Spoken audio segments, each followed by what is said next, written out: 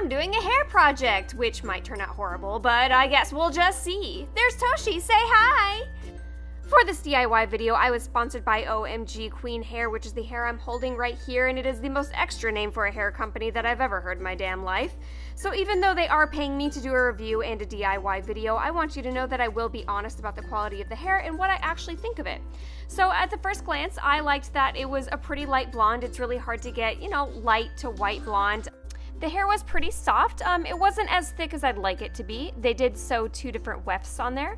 What I usually like to do when I get new weave is kind of just pull it back, and I can see how much cutoff that they have at the weft. That basically means they put extra hair there that's super short so they can hide the weft when it's in your hair.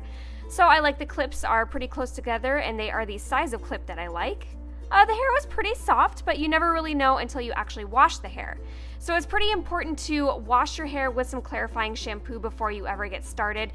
This is because you want to wash off all the chemicals, the preservatives that are on the hair, and that's like made to keep it soft and shiny, kind of like, I don't know, Barbie hair or something like that. So once you have that washed off and dried, you can actually see the quality of the hair that you're going to be dealing with. It did wash pretty well. It didn't get any tangles. It didn't feel rough. I will say there was quite a bit of this product that was left on the hair. It took me a while to really wash it out, so I had to kind of like go through it a couple times with the shampoo, but once it was out, it was still pretty good quality hair. And just for reference, I'm using the number 613 blonde hair in the silky straight texture. There's Toshi. I love him. He's my dog. So for this project, I'm using all of the LIMECRIME dyes. They were really sweet, and they sent me a bunch of colors so I could do this rainbow project. I've wanted to do rainbow hair for a long time, so I figured why not try now? So this is the dip dye method. What you're gonna do is you're gonna get a bunch of different pots and you're going to fill them up with water. Now, I have the heat set to medium to low, just so it boils. Now, what you wanna do is you wanna get your dye and you wanna pour just, a desired amount into the pot. Once you do that, the heat is going to help break down that product, and you're gonna use a whisk, and you're going to basically just whisk it until the dye is basically just water. I do recommend that you use a pair of tongs. However, you don't want the water to be too hot to where it's boiling. You want it hot enough that it's going to open up the hair follicles so that the dye gets in there easier. I do also recommend that you do 1 weft at a time. So there I'm putting it in, and think of it kind of like Easter egg dyeing. So once you put it in there, the longer you leave it in there, the more opaque it's going to be, and it's literally going to suck up all of the dye that's in the water. So while I leave that into the pot, I'm starting my other one. This one it looks really orange on the screen, but this is actually the pink dye that they have. It's the new like Jello pink. So I'm just whisking it up and then getting the other dyes ready. So I also wanted to point out I'm using a full jar per pot that I have. So you can always kind of pick and choose how much dye you want to put into the pot. For example, if I were to put maybe like a teaspoon of dye into the pot, I would get a really pastel color. Now it might take you a couple times dyeing the weft to get the right color. You kind of have to just like experiment. I definitely would recommend testing out different strands to make sure that you have the right color. But for this one, I just wanted a bright rainbow. I had done dip dyeing in the past, so I knew exactly what I wanted and how I wanted to do it. So this was pretty easy for me. And this is a really, really wonderful method if you have a lot of hair to dye. I mean, I don't know if you guys have dyed your own extensions before, but it can take a long time, especially if you're sitting there, brushing it on and kind of waiting for it to dye. This, all you have to do is just dip it in, and then you're done. It's so easy.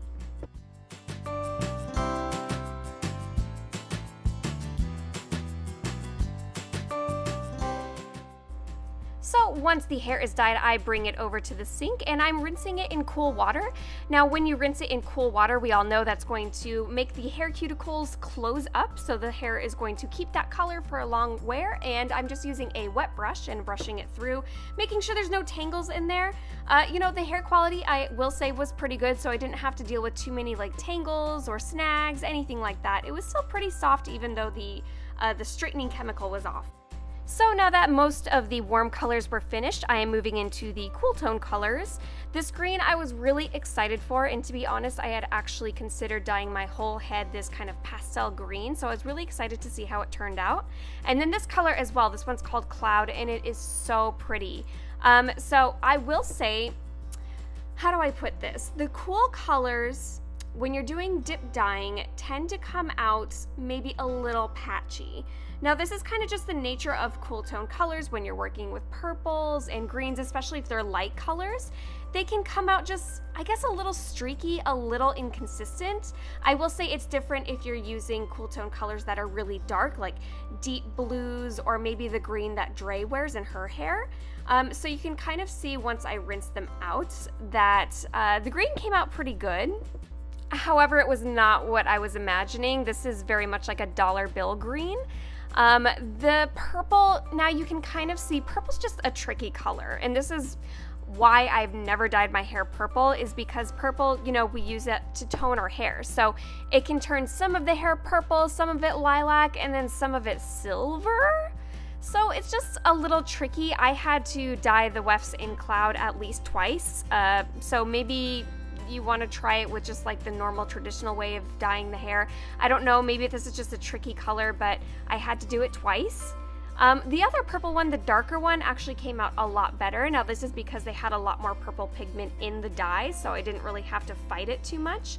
The color cloud, it's just a light, you know, pastel lilac, so naturally it's just going to dye some of that hair, you know, silver.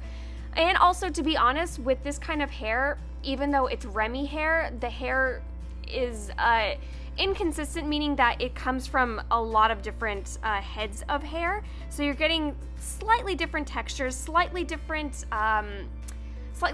wears. So I guess what I'm trying to say is each strand kind of comes from different heads of hair. It's not all from one head of hair. So this is going to just cause a little bit of inconsistency when you're doing lighter colors like this. Some of those strands are going to take really well to the dye, and some of them may not. That's just the name of the game, but it's not a big deal. So here's the blue. This one's called Anime. This one was excellent. A very bright, beautiful blue. Now you can see here I'm dipping it over and over and over. You want to make sure that you're just constantly doing this, and that way you give the hair enough of a chance to really soak up the dye consistently. If you kind of just dunk it in there, you know, some of the hair on different areas might soak up that dye faster than other spots, which might leave it splotchy. So if you dip it like this, you're more likely going to be able to work it through your fingers and just get a very consistent range of dye through the weft. Again, with these brighter colors that are way more vivid, it's a lot easier to get the dye through. And then with those lighter colors, it's just a little more tricky, and it doesn't matter if you're doing dip dye or if you're doing a traditional paint-on dye. It's just a tricky game, man. Okay, and on to my favorite part, drying the hair. I hope you know I'm sarcastic. I hate doing this. So this is a really cool trick that I learned from my friend David Scissorhands. What I do is I close the weft into a drawer, and then I just use a round brush, and voila, it's a really easy way to dye your wefts and do it really, really fast. I am using a Numa styling cream. This is going to help the hair dry faster. It's also going to help all the hair follicles stay in place, be smoother, and basically get an overall shine.